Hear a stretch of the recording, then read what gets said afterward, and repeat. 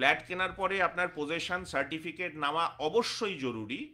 তার কারণ হচ্ছে, নালে তো প্রমাণ হলো না ফ্ল্যাটটার আপনি পজেশন নিলেন। কারণ পজেশন সার্টিফিকেট না নিলে ওই ফ্ল্যাটটা চালাতে তো একটা মেনটেনেন্স চার্জ প্রমোটার একটা প্রণয়ন করেন।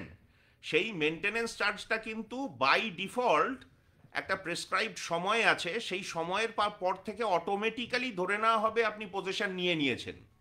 আচ্ছা। অথচ আপনি যদি নিজে নিয়ে না থাকেন পজেশনের কাগজ, তাহলে পরে কিন্তু আপনার কাছে কাগজটাও এলো না, কিন্তু মেনটেনেন্স চালু হয়ে গেল।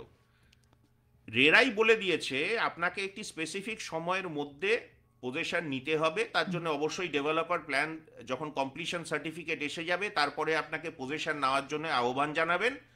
আপনাকে অমুক দিনের মধ্যে পজেশন নিতে হবে।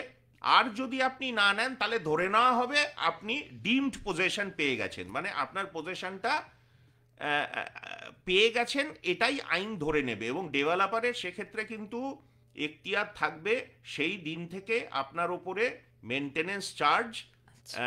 চাপিয়ে দেওয়ার।